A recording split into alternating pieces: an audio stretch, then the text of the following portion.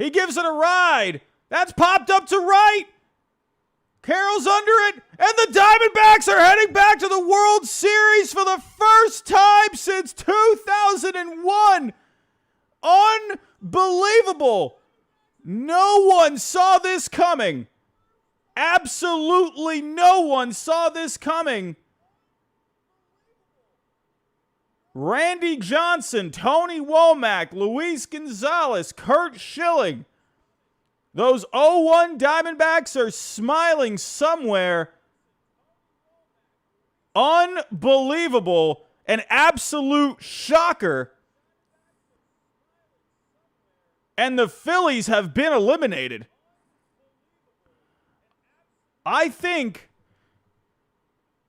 people don't even know what to say. Please go look at the tweet that I just posted. I just posted something. Please, I need you all to go look at that right now. I am stunned.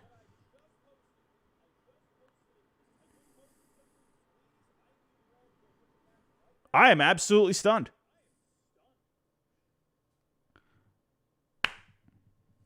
I have been riding, I think I've said this a million times.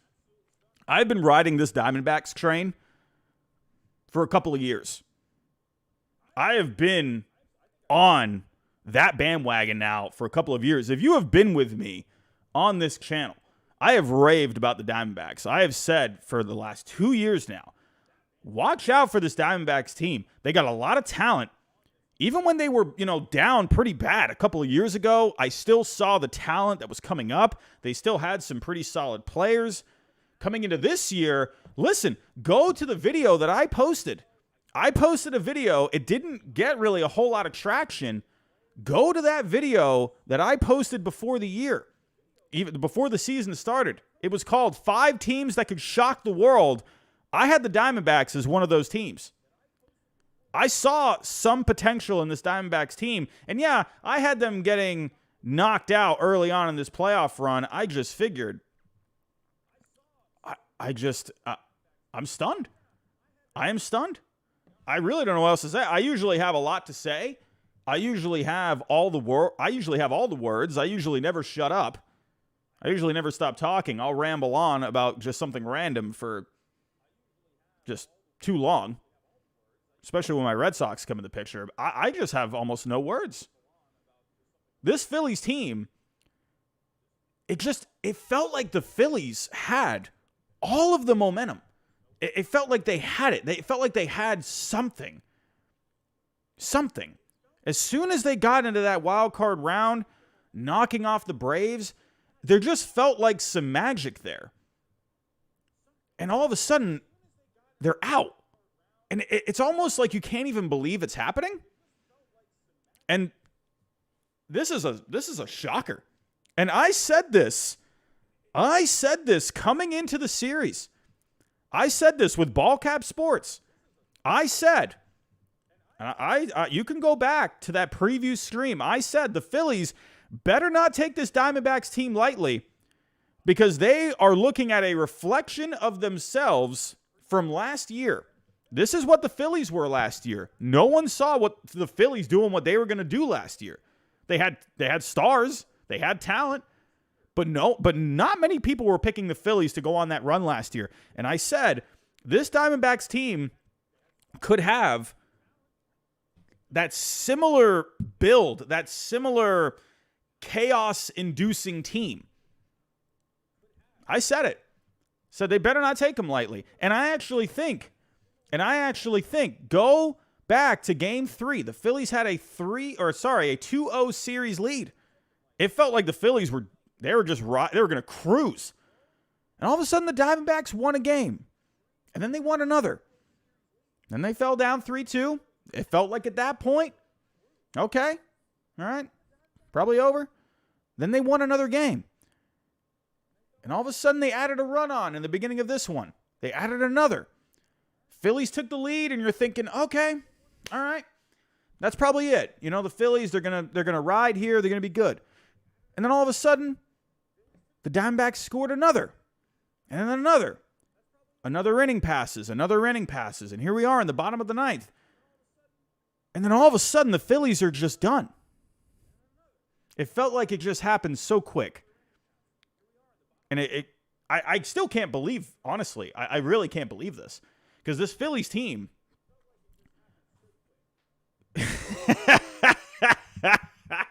Nick, I hate you. I hate you so much. I can't stand you.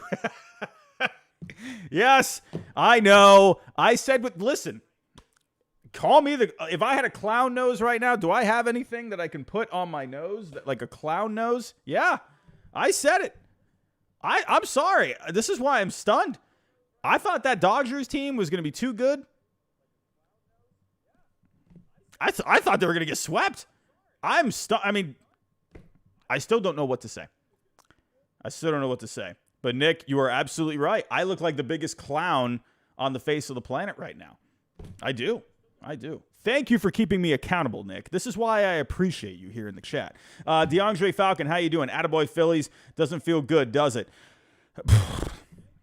I can't imagine what Phillies fans are thinking right now.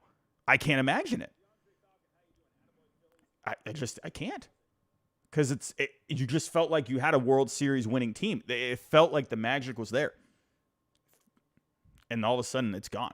It's crazy. CRAS951, how you doing? Does Mad Bum get a ring if Arizona wins at all? He contributed to the team. And no matter what, if you contribute to the team, you get a World Series ring. So I would imagine he gets one. Let's get to the postgame. I'm shocked. There's that super chat from Nick. Nick always keeping me accountable. This is why I like having Nick in the chat. But yeah, I did say coming into this postseason, I had the Brewers winning because I thought the pitching with Corbin Burnes, with even though they lost Brandon Woodruff, I still felt with Freddie Peralta and Corbin Burnes, I felt like that was going to be enough in a postseason series, and I should have stuck with what I had been saying about the Brewers all year, because the Brewers just did not have that offense, like that consistent offense that I liked, and it really showed in that series against the Diamondbacks. And all of a sudden, it's the D-backs and the Dodgers. And the Dodgers, of course, it's the Dodgers winning 100 games, as always. They're always winning the West. They're always, they're so successful every single year. But you saw holes in that Dodgers team. You saw they were like Swiss cheese. They had holes all over the place, right? Even though we love Swiss cheese on our sandwiches. Maybe some of you like cheddar. Maybe some of you like provolone. Maybe a little Gouda. But Swiss cheese is pretty solid, right? But they had holes. And the Diamondbacks were, at the end of the day, in the postseason, a tough matchup for the Dodgers because they had those pictures, right? They had a 1-2 in Gallen and Kelly. Whereas the Dodgers, I thought that bullpen, I thought they could get enough starting pitching and the offense could kind of carry them, help them get through to that bullpen, which was really good. But it just goes to show the Diamondbacks were ready to go. And they had the starting pitching. Now, go to the Phillies and go to the Diamondbacks. And this time, after the Diamondbacks swept that Dodgers team, I learned my lesson very, very much. And I said, listen, don't take this Diamondbacks team lightly. Because if you go back to the regular season, a ton of come-from-behind wins. A ton. They were fourth in Major League Baseball this year in come-from-behind wins. They were a tough team to put down this year. Tough team to put down in this postseason. They were just annihilating the Dodgers in that series. They battled back 2 times against the Brewers in that wild card round. They were down 2-0 in this series, battling back here tonight. This is just a special Diamondbacks team. It's honestly incredible. Because they kind of really just overcame so many odds.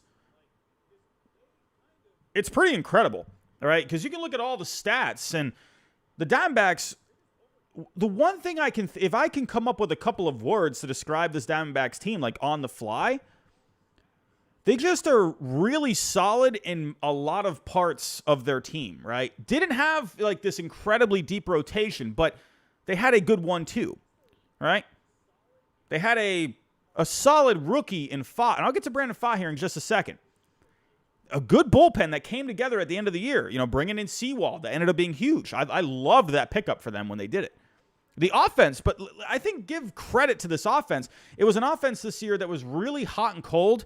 They had their moments, and they went just ice cold at times, right? I remember they had over like a 2 or 3 week stretch at one point. They had a WRC plus in the 80s or in the 70s even. I'm like, what is happening with this Diamondbacks team? But when they were hot, they were hot. So everyone, we have 250 people in this chat. Really quick, everyone, if you can smash that like button for me, I will love you forever. The like goal for tonight is 100. Help us get there if you can. Okay, back to the show. Anyway, I'm kind of just rolling off. I'm just giving like a raw reaction right now. I do have my notes. But let's talk about how the Diamondbacks did this. Let's talk about it. I'm going to start with the bullpen for the Diamondbacks. This bullpen was absolutely incredible in this series. Absolutely incredible. This is what I thought the Dodgers could be, right? Because if you look at the starting pitching, right, Gallen wasn't as effective as he could have been. Kelly was pretty solid in both of his starts. He was on the losing end in his first, and then he was on the winning end in his second. But they didn't have really deep starting pitching, right? With Fott, yeah, absolutely. Fott really stepped up for them, right? That was a massive start, and everyone was, at the time when he got pulled early, and everyone's like, oh, here comes the analytics move. And in the end, it ended up working out, and it actually paid dividends here. We all have, said what we said about, analytics, the Kevin Cash kind of moves, pulling a pitcher too early, and then it comes back to bite you, where you should have just stuck to having the feel for the game, right? He's doing well, so why pull him? That move ended up working out really well. And all of a sudden, the Diamondbacks just had some pretty solid starting pitching, but it wasn't as effective as you would want it to be. You would think Gallen could have given you a little bit of a better performance in one of his starts. Didn't really come through all that much. Kelly came through in one of his starts, was pretty solid in game 2. Phillies ended up getting the win there. But the key for the Diamondbacks was this bullpen. I mean, go back to game 3. 3 1/3 innings pitched from the bullpen, 1 earned run. Game 4, that was a bullpen game for them, right? They gave up 4 runs in that game. Game 6 was massive for that bullpen. 4 innings, no runs tonight. I mean, look how amazing this bullpen was tonight. Incredible bullpen. I mean, look at this. 4 innings tonight. Talking about Fott, like he had a great series. Incredible. But look at the bullpen here tonight. I mean, unbelievable. This was the key. And this is what I saw with the Dodgers. I just figured the Dodgers, they could have someone step up in that rotation. And the problem with the Dodgers is I think this is what the Dodgers could have been. But in the end, they just didn't have the starting pitching, while the Diamondbacks, they did. Even with Kelly, even with Gallen not stepping up as much as you would like. Kelly, Fott were the stars of the pitching staff, of the starting rotation. They were the stars in this series. They came up huge. But this bullpen, I think, was the absolute key for the Diamondbacks in this series. Let's go to the timely hitting. Listen, the Diamondbacks, if you go to the offense, if you look at the numbers with the Diamondbacks in this championship series, they had the lowest OPS out of all 4 teams. They did not do very well offensively in this series. Over the 7 games, I mean, if you take a look, they only hit 236, a 294 on base, a 348 slugging. I mean, my goodness. They only scored 21 runs total. They were outscored in this series 30-21, and they still won the series in 7 games. I mean, the Phillies, if you look at the batting average, the Phillies weren't as good, but the Phillies definitely were slugging the ball a little bit better. Had the 443 slugging, compared to the 348 with the Diamondbacks. The Phillies, stat-wise, looked really solid, but I think what the Diamondbacks did in this series was they came up with the hits when they mattered. Their team came together in all of their wins. They got the timely hitting. They got the starting pitching. They got incredible bullpen performances, right? Sure, the Phillies had the star power, right? The Phillies had the Harpers, right? Had the Castellanos. Had Schwarber with a massive series. Give a lot of credit to Kyle Schwarber, right? Trey Turner was massive this postseason. Zach Wheeler, who pitched tonight, was really good in this postseason. Nola, I think that was a bit of a key in this series, where Nola looked really good in his first start, and then he coughed it up. Game 6, that should have been let's be real, on paper, it should have been over in Game 6. Nola, who'd been looking great this postseason, the Diamondbacks came ready, and they were ready to win, and they took it to Nola. And I just will always remember what Torey Lovello said, we didn't travel across the country to lose. This team, when you look at this Diamondbacks team, go back to the offseason. Go back to that offseason. Remember the trade with Gabriel Moreno, Dalton Varsho, Lourdes Gurriel Jr. was basically a throw-in the deal. When you think of just the talent of Varsho and Moreno, right? Lourdes Gurriel Jr., I think ended up bringing a lot to this Diamondbacks team. He brought like a bit of a swagger a little bit. Well, I like Varsho. He didn't have the year that I was kind of hoping for. I still think Varsho is a really solid player. I still think he can, be way better than he was this year. But I think Lourdes Gurriel Jr. brought a different dynamic to this team. He brought a little bit of fun to this team, and I think he was that veteran guy, right, to go along with these other guys like Ketel Marte and Christian Walker, Longoria. They got the veterans in here, but the youth really stepped up. Gabriel Moreno, I think, deserves a lot of credit. A lot of credit. I mean, look at what Gabriel Moreno did in the series, and look what he did tonight.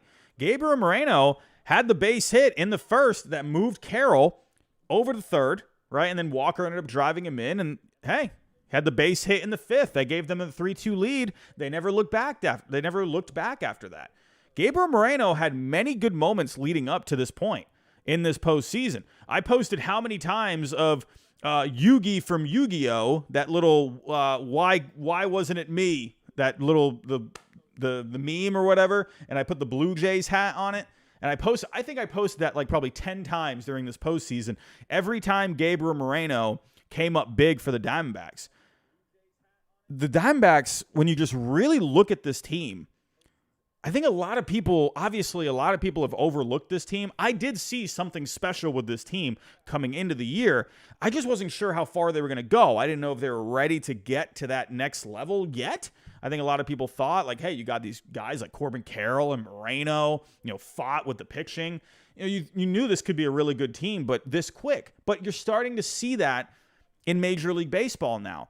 These younger guys are just so much more impactful in the game today, right? You don't need to wait for these guys to get to their primes, right? That does help, obviously. But these younger guys now, like Corbin Carroll, who's going to win Rookie of the Year, guy was an absolute stud this year. Absolute dog out there. We're seeing that word used a lot.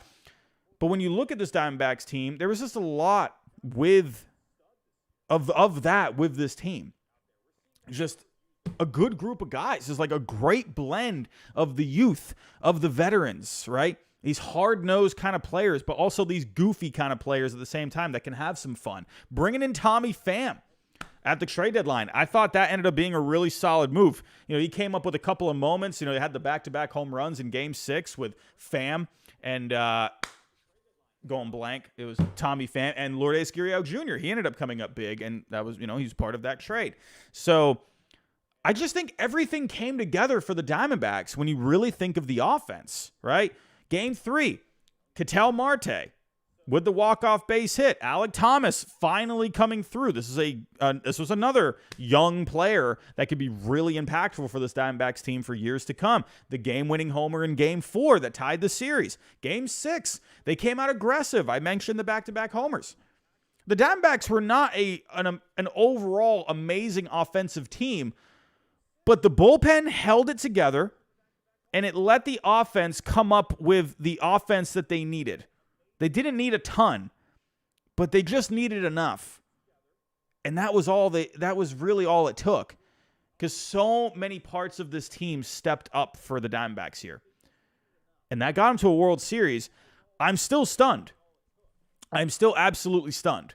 I didn't think this was going to happen. I really thought this Phillies team, I just figured the talent was going to be too much. The offense just had so many bats. You had the pitching in Wheeler and Nola. This actually, I mean, when you really think about it, I know when you look at the standings, I mean, and listen, I said this also, people want to get on to me about my predictions, even though pretty much every single baseball YouTuber's predictions are basically wrong. Let's just get that out of the way. Don't just come making fun of my predictions. Pretty much everyone's predictions were just meh. So, but if you go to the standings this year, could this actually be one of the biggest upsets of all time based off of the talent that the Phillies had? So if we go here to where they were in the standings coming in, the Phillies were a 90-win team.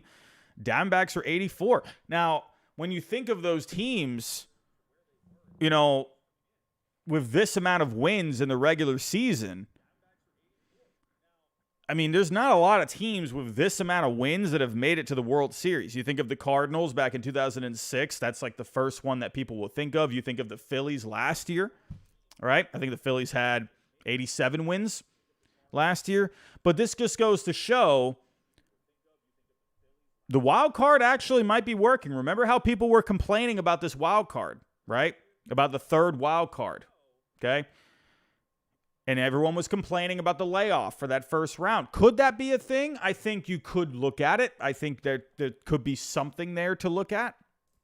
But it really just goes to show 2 years in a row now, that wild card team gets in, right? If we go back to the standings last year, let's go take a look at the Phillies.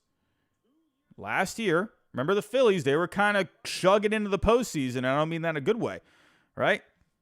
They barely made it in over the Brewers last year. 87 wins. The Diamondbacks this year barely made it in, right? They kind of had to fight a little bit there at the end to really hang on. You had the Cubs, right? You had the Reds that were involved. The Diamondbacks barely got in. This just goes to show, like, if you just get in, you can get there. 84 wins. You're in a World Series. Like, that's incredible to me. I'm just like, I'm stunned. I'm absolutely stunned. I can't believe it. 84 wins and you're in the World Series. CJ LaChapelle, how you doing? Do you think Mad Dog Russo will really retire? Could he? I mean, honestly, he is going to get, no pun intended, he is going to be absolutely dogged with that comment that he made. But that just goes to show how many people really were riding that Phillies team, man. They were just that good, but you gotta love this. It's good for the game of baseball. It really is. I wonder how the ratings will do, because I do think the no disrespect to the Diamondbacks at all. I love this Diamondbacks team. I think they're incredible. I think this is a great story.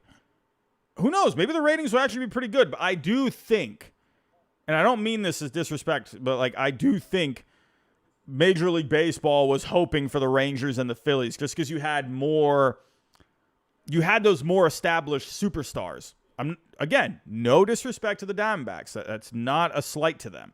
But I think this is actually good long-term for the game, right? Because you're going to get these younger guys exposed in that World Series. Corbin, I don't mean exposed in a bad way, but they're going to get more exposure. Corbin Carroll, right? Ketel Marte. Let's talk about him. Ketel Marte. This guy, he went through a lot of injuries in the last couple of years. This was a guy back in 2019. Ketel Marte was incredible that year. And I think that was a sign for this team. 4 years later, once he got over those injuries, once he was able to stay healthy, We saw the kind of, we saw that player, that superstar player back in 2019, had a really good year this year. Hit 276, OPS of 843, on base with the 358, the 25 homers. A really good year for Ketel Marte. Back in 2019, I think we all, because remember, that wasn't a good Diamondbacks team that year, but we all saw what this guy could do. And he ended up having a really good series. Overall in this postseason, he's hitting 358 with a 986 OPS. I mean, Ketel Marte, I think this is and go back to my most underrated player for each team this year. I picked Ketel Marte for the Diamondbacks because I think this is a guy, he's super underrated. He's been really good. I don't think people realize how good this guy, he did not have a great game tonight, struck out 4 times. But this is why, having someone like Corbin Carroll behind him is really going to help.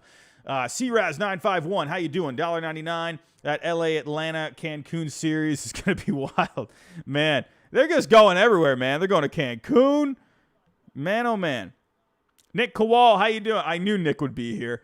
Nick is all over the Phillies' demise. He's all over it. He's all over it. Nick is keeping me accountable. He's keeping the Phillies fans accountable. Nick is quite the Mets ambassador, right? He is always here to keep people accountable, including myself. Can't spell Phillies without back-to-back L's.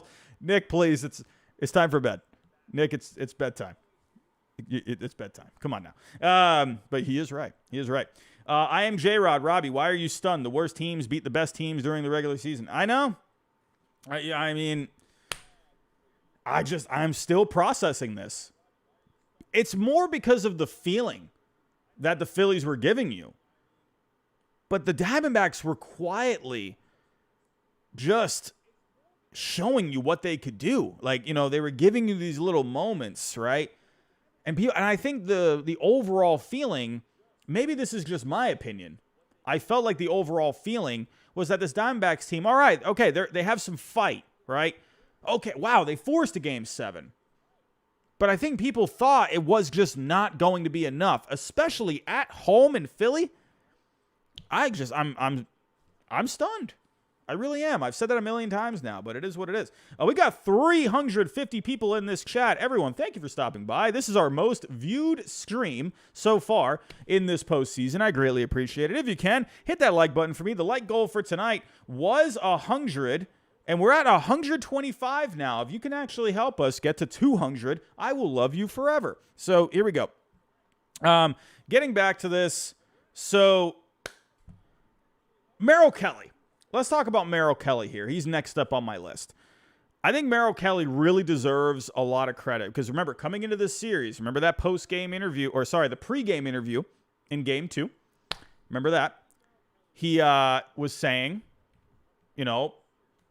the World Baseball Classic, I cannot find my charger. The World Baseball Classic, he was saying that USA-Venezuela game, I think it was taken out of context a little bit, but you know how the media is. They want to get their little tidbits. But I think what he was basically saying was the USA-Venezuela game in the World Baseball Classic was extremely loud. I don't think he was trying to slight the Philly crowd, but I knew exactly what the guy meant because I went to Venezuela, Puerto Rico, and that stadium in Miami was literally shaking. It was incredible. I had never been in an environment like that. I've been to many games in my life, many games at Fenway, a lot of quiet games at Tropicana, even though that frickin' cowbell just drives me absolutely nuts every single time. But that stadium in Miami during the World Baseball Classic was insane. And trust me, I got a firsthand view of how those fans from Venezuela are. They are passionate fans, and they were loud, as well as Puerto Rico as well. But when Kelly said that, I'm like, I don't see why no one is really listening to what this guy is actually saying because he wasn't wrong, right? And he really pitched a great series. And going into the postseason, Kelly was kind of one of those guys where I just figured, he's not really like a strikeout kind of a guy. He is more of a grounder, bat on the ball kind of a guy. Gets those outs that way. But this is a guy, I think a lot of people underestimated him, including myself, and I apologize for that. Merrill Kelly made me look like an absolute moron. Well, everyone already knows I'm an absolute moron. No one needs to, go any further than that. But Kelly really stepped up here. Sure, he took the L in Game 2. But my goodness, the start that he had in Game 6, like, I mean, that's just what you got to do. Sure, it's 5 innings, right? But just stepping up in a big way, and this bullpen quietly became the star of this series. Like, these guys in this Diamondbacks bullpen really stepped up. But Kelly really gave them 2 solid starts. And even though he took the L in Game 2, he still provided a good amount of innings, right? And I think in the end, that really helped the Diamondbacks keep their bullpen as fresh as possible for the next 2 games, where they did really need that bullpen, right? So I think Kelly deserves a lot of credit in this series for stepping up the way he did. I mean, honestly, I'm still stunned. I can't believe it. Everyone, did everyone go see my tweet on Twitter? Myself and Foolish Baseball, a little earlier this postseason, Bailey of Foolish Baseball, he had posted a picture, and I'll actually go pull this up here. This is actually hilarious. Foolish Baseball, in my opinion, is the king of baseball channels. I think what that guy does is absolutely no. And that's baseball with the most amazing tweet I have ever seen in my entire life. My goodness, I need to show you all a couple of tweets here. Hang with me. Here we go. So this happened on October 5th.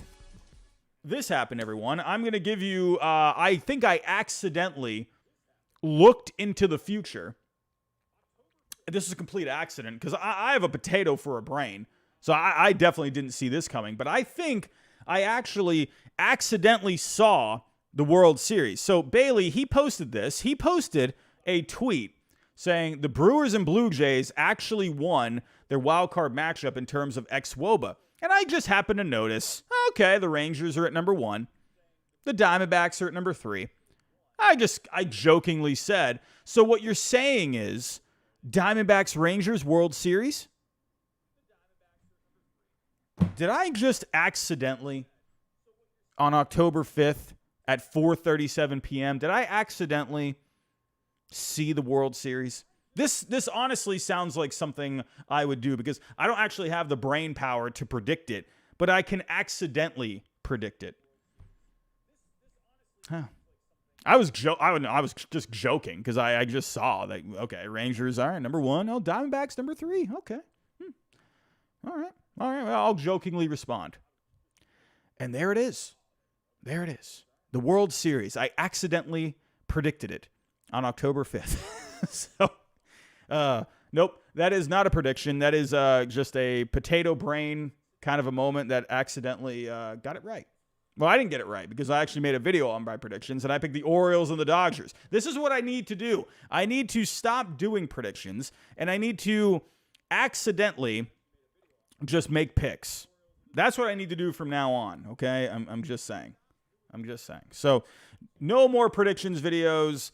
We're just going to throw random stuff. We're just going to throw stuff on the wall and see what sticks, basically. So that's what I'm going to do from now on. Anyway, but hey, coming into this postseason, the teams that I really were looking at, I did like this Phillies team. I cannot believe they're out. That's wild. The Twins, I thought, could have been dangerous.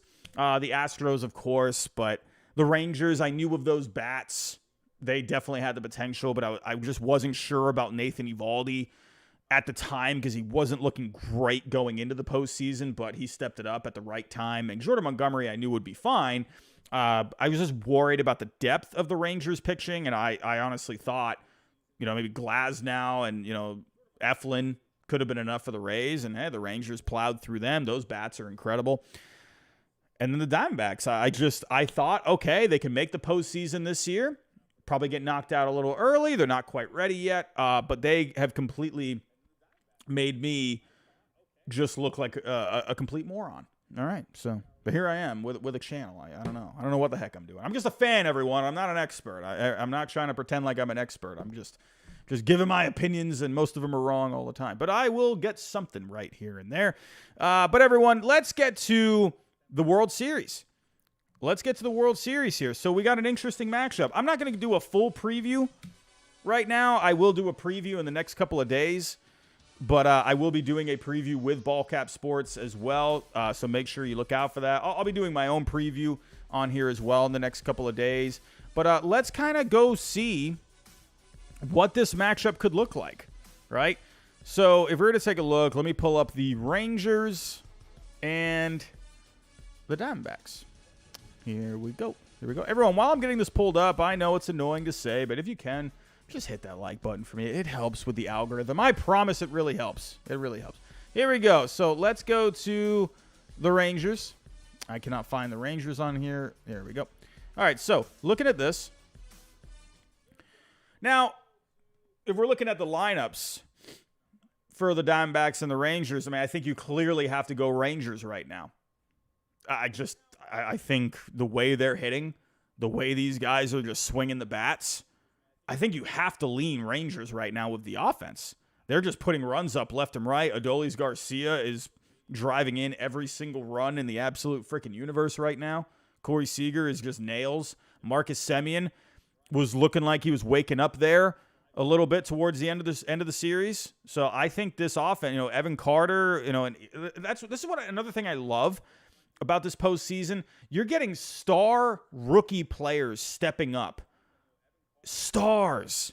Evan Carter, Corbin Carroll, Gabriel Moreno, Josh Young, Brandon Pfaadt. Look at all of the rookies in this World Series that have stepped up for these teams. It's amazing when you look at what these guys are doing. I'm probably leaving one out. What's another rookie that I'm leaving out? Am I leaving out another rookie? Who am I leaving out? I think I'm leaving one. So like I said, Corbin Carroll, Pfaadt, Young, Carter, Moreno. Oh, Thomas. Well, Thomas isn't really a rookie. But, I mean, it's honestly incredible, the amount of young talent that is in this World Series alone. And then you do have some star players as well. So, looking at the pitching, listen, I like Montgomery and Eovaldi. I like Gallen and Kelly. I mean, like Gallen, I think, needs to really get it going here a little bit. I think the Diamondbacks, with that offense with the Rangers, I think Gallen is going to have to step up here. He's going to have to pitch better than he did against this Phillies team. This is a Rangers offense that is just as deep as the Phillies offense. They got so many bats there, just like the Phillies did. So I'm proceeding with caution on Zach Gallen a little bit. His stuff is going to have to be a little better, I think. Kelly, I'm not worried about. What he's shown here. I think this is a guy that he has shown that he can keep you in the game. And Pfaadt, this is a young guy here who has really good stuff, and he has shown he can keep you in the game, even if it is just like a 4-inning start. You can get something out of him. But right now, I would actually say maybe I'm a little crazy here. I think the Rangers do have a slight edge when it comes to the 1-2. But I think when it comes to the depth, I think the Diamondbacks can hang with them when it comes to depth. And looking at the bullpens, I think you have to go with the Diamondbacks bullpen right now. It's been looking incredible. The Rangers bullpen, they have stepped up in big spots, but they had a couple of shaky moments there against the Astros. I mean, the Diamondbacks, they definitely had some moments as well, but the Diamondbacks really locked it down in all 4 of those wins. The bullpen was so huge for them in those wins. But I think overall, I will give the edge to the Diamondbacks right now. Sewald and Ginkel at the back end, they've been really good.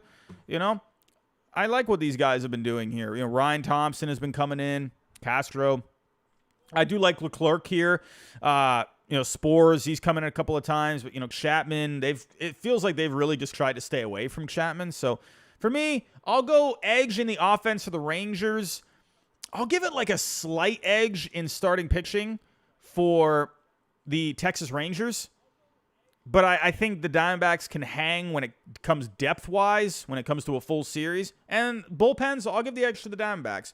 Right now, I mean, I think this is really interesting. This is a very interesting series. The way this Diamondbacks team is, man, it just honestly feels like they're so hard to put away. But it's hard, man, because, it's so easy to pick the Rangers with all of that star power that they have. But the Diamondbacks just got through the star power. They have completely shown what they can do. And the Phillies had all of the momentum. All of the momentum. They had so much of it. The Rangers right now, though, they got their own momentum.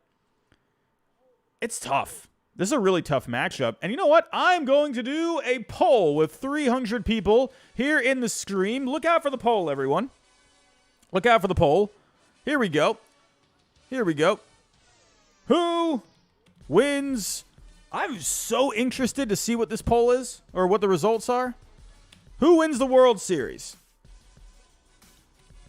I'll probably do this poll over the next couple of days in the next couple of streams. But who is winning the World Series, everyone? Rangers or the Diamondbacks? Please vote on the poll. We got about 300 people. Evan Kensler, no more Mad Talk. I need to see what... Did he tweet out anything? All right, let me get to some Super Chats here. I think we had a couple of Super Chats come in.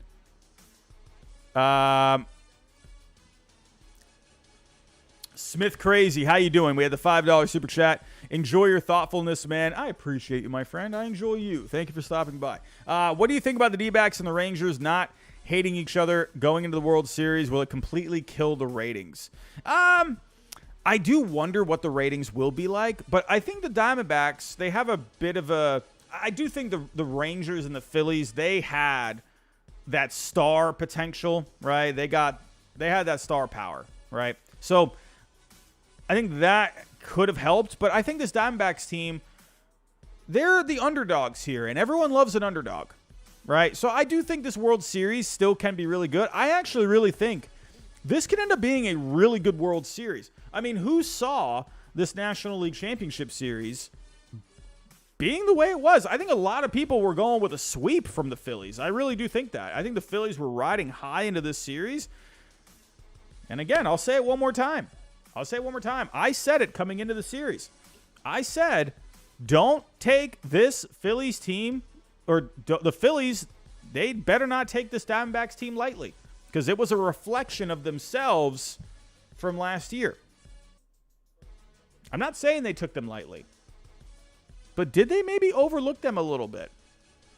Did this Phillies team maybe get a little too cocky? They were up 2-0. They were riding high. They were riding cloud nine. Did they let the Diamondbacks kind of come back in a little bit too much? I don't know. I think it's really interesting. What is this poll telling us? Ooh, this is a good poll. Ooh. 44% for the Rangers, 55% for the Diamondbacks. 128 votes. Very close. This is going to be a really good World Series, I think, because you have a team in the Diamondbacks that they're hard to put down, and the Rangers are just full of just offense. I think this could actually be a 7-game series. And why not? Because the last time the Diamondbacks were in a World Series, it went 7 games. The last time the Rangers were in a World Series, just saying. Well, actually, I'm trying to remember here. My potato brain's going blank. Well, I remember the Rangers and the Cardinals, right? That went 7. And then, so these two teams, these franchises, they are used to Game 7s, right? So I'm just saying. I think we could see a really good series. I think this is going to be very good because, again, the Diamondbacks, they're a team that they just don't go down. They don't go down without a fight. They're getting beat up. They're getting punched on. But then they get back up and they just start fighting back. And then they end up winning the fight. That's exactly what it was here. They got in a brawl with the dude on the street in Philadelphia who was beating the crap out of him. And they got up. They rolled their sleeves up. And they just said, not today, buddy. Not today. You go sit down. We're going to the World Series instead. Pretty honestly, I think this is a great story. It's a great story. For me, I mean, I don't really know. I need to kind of think about this. This is hard. I think when you look at the Rangers and the Diamondbacks, I think it's easy to go Rangers, like when you look at just what they have. But I think with the Diamondbacks, that's a trait that a team you can't really put on the stats, right? You can't really put on the stat sheet. They're just hard to put away, right? They are just so good in those close games. I don't know. They just have something about them. There's a lot of dogs on these two teams.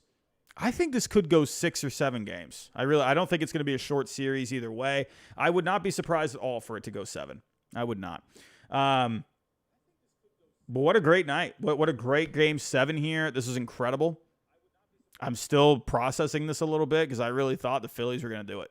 At one point, I did say I think the Phillies are winning the World Series. That's how confident I just felt. But I think they let their guard down. I think they did. I think they kind of, after that 2-0 lead that they built in that series, I think they went into game 3, and I think they just said, we got it. We got it. We're good. We're good. That Phillies team, they got a lot of those kind of players where, they got those guys, like Harper. They got confident guys. So I wonder if they got a little too confident. I don't know. I'd like to think probably not. I think the Diamondbacks, I think they were just that good, right? I think they just stepped up at the right time. They just came together. But I think this is a really good World Series. I think it's going to be a lot of fun. I think a lot of people might look at this World Series as not the most exciting looking, but I really think when you think about it, I think it could end up being a classic. I really do. I think these two teams, I think they're going to match up really well. So we'll have to wait and see. But everyone, we do have some news. We do actually have some news. Speaking of the National League West. The San Francisco Giants. Let's talk about some teams that are not in the playoffs. Let's talk about some teams that absolutely stink. Bob Melvin is going to be the next manager for the San Francisco Giants. And honestly, I'm not surprised. I'm not surprised to see this because the Giants getting rid of Gabe Kapler. The Padres, I've been saying for a little while now that I think the Padres, they needed to go in a different direction. I don't want to put the blame on Bob Melvin, but I do think A.J. Preller is a bit of an issue there. I think there's something in the higher-ups in the front office because it always trickles down. I don't think Bob Melvin's a bad manager at all. I mean, this is why the Giants just brought him in, right? So I think Bob Melvin is one of those guys. He's a good manager, right? But I think the Padres, they just are unstable right now. They got a lot of these star players, but they don't have the right guy or the right people in that front office, I think, to lead them to the promised land, right? I think the Padres, honestly, should take some notes, from this Rangers team, from this Diamondbacks team. What does a good front office, a stable front office look like? It just seems like A.J. Preller, I don't know, man. There's just something going on there. And him and Bob Melvin clearly did not have a good relationship. I mean, but I think you can look at A.J. Preller. I think when you look at Bob Melvin and Preller, I think Melvin gets a bit more respect across the board because Melvin has been a successful manager. He was a successful manager last year. Brought the Padres to the championship series. Melvin has had a lot of success. And Preller, he is now going to be hiring his 6th manager in the last 9 years. What does that tell you about A.J. Preller? I don't know. What does that tell you about ownership? What does that tell you? They've let this guy just spend a ton of money, but he hasn't brought results. So why is A.J. Preller still there? What is happening? He has the ability to bring in these guys, but he doesn't seem to have the ability to really lead or put together the right front office to put their team in the best position to win. So to me, I think this is a great hire for the San Francisco Giants. Melvin, I think, is the right veteran guy. I think Kapler, I don't know, no disrespect to Gabe Kapler, former Red Sox legend. But I think Gabe Kapler, I don't know, man. It's just like when I look at Gabe Kapler, I know they had that great season a couple of years ago. I just something with Gabe Kapler, I don't know. Like it's most of his tenure as a manager in Major League Baseball, it just hasn't been successful. They hit magic a couple of years ago. They had just everything clicking that year with the Giants. But other than that, he just hasn't really had a lot of success. I've seen a lot of critiques against Gabe Kapler. A lot of managerial decisions have gone wrong with him, bullpen moves and yada, yada, yada. I don't know. Gabe Kapler, the most handsome man in baseball. I mean, my goodness, he's basically the handsome Squidward of Major League Baseball, basically. He is that handsome. But I think with Gabe Kapler, I don't know, he just wasn't the right guy, I think, and especially after the season that they had. I think they needed a bit more of this veteran presence kind of a guy in Bob Melvin. right? He's a calming influence. I almost sort of look at I'm not gonna fully compare Melvin to Bochy, but I kind of see Melvin as almost that calming presence as a Bruce Bochy. I think Bochy's obviously had, and I don't think it, I know it, he has had more success, obviously. But Melvin, I think, there's a lot of similarities between the two. Sure, Melvin, he's made some moves, bullpen moves, cost games, sure. But I think Melvin, there are similarities there. And I think he will be good for this Giants team. Giants are very heavy on the analytics. And, Melvin, his time with the A's, they were very analytically driven. So I think this is actually just a good match. He has a good relationship with Zadie there. So I think it's a great move for the Giants. I think this could be a step for them to maybe getting back to that playoff contention next year. We'll have to see, what the Padres end up doing. I think for the Padres, who knows what Preller does, but I do think they have to go with a guy that is going to connect with the players a little bit more. I'm not saying Melvin couldn't connect with the players. I'm sure he had a lot of respect there. I just think they need to go with someone. I don't know. Does it really matter who they go with at this point? I think their best bet is to go with a guy that is going to mesh with that team, right? It will also be able to mesh with the front office, right? Kind of someone that can just get along with everyone, right? But he's going to make good calls. So, could that be Flaherty, who has been there over the last couple of years? Could they just go with someone that has that familiarity with the organization? I could see that personally. Who knows? Maybe they'll go with an outside hire. We'll have to wait and see. But everyone, excuse me while I take a sip of water here out of just so happens to be a Red Sox glass. I don't know how this happened, but delicious. Tastes like a World Series. And why am I saying that? Because, the Red Sox have their new head guy in Craig Breslow. Everyone, I was saying Heim for a long time, and now it's going to be Craig.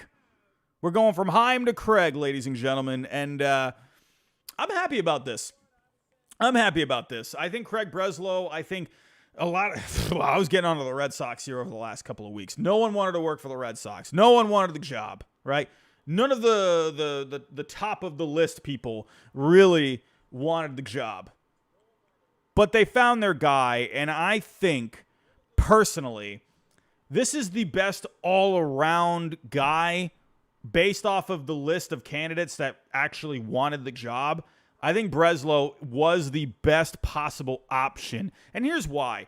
When it comes to Craig Breslow, the first thing that jumps off the bat, right, a lot of people are going to look to the lack of experience leading a team. He's a first-time guy, being in this position. But I think that's fine. I'm not really worried about that. You got Romero there. He's been there for a while. And Breslow is obviously used to this organization playing with the Red Sox for so long. So with Breslow, I'm not looking at the experience, really. I think it's going to be fine. But the one thing that jumps off the page right off the bat with Craig Breslow is he has that experience in Boston winning a World Series back in 2013. He was a key part of that bullpen back in 2013. Key part of that bullpen. Huge. Most underrated player, I think, in that postseason. Craig Breslow was amazing. He knows what it takes to win a championship in Boston. I think that's the first thing that jumps off the page with Breslow, right? Next thing is he's very, very, very involved with pitching, right? He was the assistant GM with the Cubs, but he was very big with the pitching development there with the Chicago Cubs. And look at all these guys that have, just developed really well. Looking at Justin Steele, that was one guy that jumps right off the page, Cy Young candidate this year. Look at Jordan Wicks, the progression that he made getting up to the majors this year. A lot of other guys, Adbert Alzolay, turning into a premier closer.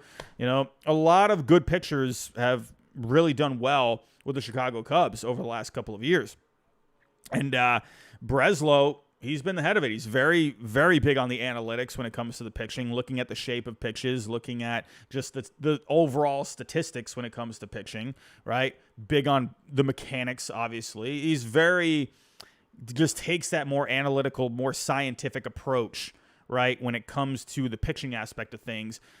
And I think that's actually really what the Red Sox need. And, sure, I would have liked to have seen Heim have a bit more of a chance, right? Maybe get another year. But it's a big offseason coming up, so I can understand maybe the Red Sox felt they weren't fully comfortable with Heim Bloom in that position. But I think with Craig Breslow, he's going to bring that emphasis on the pitching, and the pitching was bad last year for the Red Sox. I mean, what else is there to say? But I think this is the right guy at the right time for what the Red Sox need to focus on. And they're bringing in a guy that got hired by Theo Epstein by the Chicago Cubs, was working alongside Jed Hoyer with the Cubs in the last couple of off seasons. Those are two guys that have a lot of experience bringing in high-priced premier free agents. And I think when you combine what Breslow knows when it comes to the pitching side of things, along with that experience working alongside these executives with these, big market teams, right? The Cubs, he was with the Twins at one point. But I think with Breslow, I think that combination, I think that's exactly what the Red Sox need. They need to go land a guy, right? Whether that's Yamamoto from Japan, whether that's Aaron Nola, right? Blake Snell, one of these guys. I think that actually could be attractive to some free agent pitchers. I really do. I think when you think about what he brings to the table, he can go call some of these guys, right? Say, hey, I know a thing or two that can help you get to the next level. We're interested. We like that you do this. We like that you do this. But we actually think we can make you even better here. Why not come to Boston, right? I think Breslow is going to be the perfect person to really try and bring in some pitching. And he's going to have Romero there who has the experience. So I think this is a great move when it comes to that. I also think there's going to be a good relationship when it comes to him and Alex Cora. And I think that's actually being overlooked a little bit. Because let's be real here. I don't think enough emphasis is being put on the Chaim Bloom-Alex Cora relationship. Alex Cora, through the media, was taking sly little jabs at Chaim Bloom. And, there are people out there like Tomasi or whatever saying, no, Alex Cora doesn't have any beef with Chaim Bloom. What are you talking about? He was clearly saying, pretty much taking shots at Bloom, saying, I don't care how many prospects we have. We care about winning. That was a clear shot at Chaim Bloom. If you're trying to make any sort of excuse that it's not, I don't know what the heck you're talking about.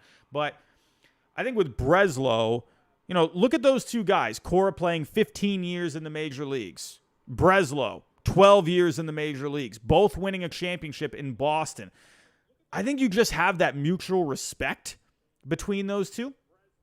And I think that's going to go a long way. And they both obviously played the game for so long. So they're just going to have that mutual respect in that way. Not just the mutual respect of winning a championship in Boston, but they just know the rigors of playing Major League Baseball. I just think they're going to communicate a lot better than Bloom and Cora did. Personally, I think there was a bit of that disconnect where Cora's like one of those hard-nosed baseball kind of guys, likes the analytics, but Cora was one of those guys. He was out on the field, he's a guy, even though he's the manager of the team, he was out there, working with Rafael Devers, Xander Bogaerts out there in the infield. And he is a player guy, right? And I think there was a slight disrespect to Chaim Bloom because Bloom was more of that executive, right? Kind of a guy that was really trying to get the most value out of a player, like analytically. He had that Rays approach, right? So I think Cora is going to have a bit more respect for Craig Breslow, and I think they're going to be able to communicate a little bit better because they both just know the rigors of the game. They won that championship in Boston, 2 separate seasons, 07 for Cora, 13 for Breslow. I just think that's going to be a good relationship in itself. I just think it's a really good move overall when you really think about it. I've been, clowning on the Red Sox now for a couple of weeks. But I think in the end, they made a good move, and they made a good hire. I think this was the best possible move that they could have made, right? I like it. I like it overall. But we got a couple of super chats coming in here. Everyone talking about the final here for the Diamondbacks and the Phillies. I think we're all still processing this. Let me get to the chat here. I think we had a couple of super chats. Let me just make sure. Let me go back. No, I went over that one. Sound FX, how you doing, my friend? Welcome. Sound FX, you're here. You are here. And the Braves aren't playing. You're here. I love it. Sound FX, $10 super chat. I'm embracing the chaos, Robbie. Arizona, thank you from the bottom of my heart for doing what... Oh, of course, the Phillies lost. Of course you're here. Thank you from the bottom of my heart for doing what we could not, putting Philly back in their place. It's a battle of the Wild Wild West, and I welcome it. Sound FX... I'm glad you're happy, man. You got something out of this postseason. Your Braves, they got knocked out, but you saw your bitter enemy get knocked out. And where I think most people, all Braves fans across the world, all Mets fans, anyone that dislikes the Phillies, I think everyone's rooting for the Diamondbacks here. I think this is one of those World Series that a lot of people, you'll be okay with whoever wins. I feel like the Diamondbacks, they got that underdog to them. They got that dog to them, but they got that underdog to them. You like that? I thought that was pretty good. I think that's going to be something. You're going to get a lot of people embracing the D-backs in this World Series because they are kind of the underdogs here. All right. In the end, everyone, I think, and Shooter McGavin, I think that's actually a great way to put that. I think that's actually fantastic, the way you just said that. The most stress-free World Series of all time. I think it's one of these World Series where you can really just enjoy it. You've had the Astros there the last couple of years, and we all know, the story with the Astros. They got people that, hate the Astros. I think it's going to be hard to really dislike this World Series. I think that's a great way. I think it's a great point you just made. The most stress-free World Series of all time. I love it. Everyone, I think I'm going to wrap this up. I've been rambling here for a little while. I am going to be doing a preview stream here on the channel in the next couple of days, and I'll also be over on Ballcap's channel as well. We'll do a preview over there as well. Matt De Los Santos, do the Diamondbacks fans boo Adolis? Is that actually going to turn into a thing, or was that just like an Astros thing? They better not boo him. Because the booing, he likes the booing. He's putting up the hand to the ear and saying, "Oh, I can't hear you." They better not boo him. I think the Diamondbacks fans, they should actually just be quiet. They should just sit there and just be silent. Maybe open up a newspaper. And maybe not do that. You don't want to do anything that's going to set off Garcia at this point. So, George Yang, I agree. It is good. World Series does not repeat the matchup. I'm going to be honest with you. A Phillies-Astros rematch to me, it would have felt slightly flat a little bit. I actually think a lot of people might have tuned out for that. I think you would have had more tune in for the Rangers and the Phillies. But I think this one, I think it's actually going to surprise people. I think this is going to be a really good World Series. So let's take a look at the poll. Where were we with that poll? We got 340 votes. D-backs at 59%. All right. Hey, I'm all about it, man. Can the 84-win Diamondbacks win the World Series? I'm all about it. Everyone, before I do get out of here, I just want to go over tonight's sponsor, and that is Underdog Fantasy, your number one stop for your daily fantasy needs. The link is in the description down below. The promo code is HIDE at signup. If you use that code, you get a double on your first deposit up to $100. I've been doing a lot of the pick'ems lately where you can go over under on statistics for each player. You can also do rivals as well, where you can have players go head to head and you can pick who will do better when it comes to a certain statistic. So right now, basketball is back. So definitely go check that out for basketball. If there's any basketball fans here, NFL, we're obviously right in the thick of things in the NFL. But especially for the World Series, they are going to be doing a lot of promotions for the World Series. So now is the time to put in a deposit. I know a lot of you are experts out there. I know there's a lot of experts watching this right now. Go see if you can go win yourself some cash. I actually just won some cash just a couple of nights ago. I went with the pick'ems. I got 4 out of 5 correct. I know I was kind of losing a couple of bucks there, but I put down a few bucks, ended up winning about $62. I got 4 out of 5 right, so this was from a couple of nights ago. And, hey, I've been losing some money there, but I won some back, so it evened out a little bit. So go try it out yourself. And there's also drafts, right? You don't have to just do pick'ems. You can do drafts as well. So when it comes to the World Series, all right, they will have daily drafts for the World Series there for each game, so go check that out. There's a lot of options here on Underdog Fantasy. So, again, the link is in the description down below. Promo code is HIDE. You get a double on your first deposit up to $100. Everyone, thank you so much. This has been our best stream of the postseason so far. Very happy to have all of you come on by tonight. It was a great show tonight. Fun show. Always love seeing the energy in the chat. So always greatly appreciate all of you stopping by. If you can, one more time on the way out, hit that like button for me so people can watch the replay either tonight or tomorrow morning. And if you are new, think about subscribing down below, especially the World Series coming up. You don't want to miss that. And we also got the offseason coming up, everyone. I know everyone's talking about the World Series right now, but we got the offseason right around the corner. I know you all love those rumors. We'll be doing a lot of videos and a lot of streams this offseason. Hit the bell notification. That way you know I go live every single time or upload a video. Don't forget, I just uploaded a video this past weekend, so go check that out. It was the best postseason moments, or no, it's not the best postseason moments, sorry. The best postseason performances, in my opinion, of all time. So go check those out and share the show tonight. Share any other content on the channel as well. Always greatly appreciated. Everyone, I'm out of here. Thank you again for stopping by tonight. I do greatly, greatly appreciate you. I love you all. And I'll talk to you next time, everyone. Have yourself a great night. Get some sleep. Get some rest. And we'll be back soon. We'll be back with the previews in the next couple of days. Everyone, have a great night, and I'll talk to you next time.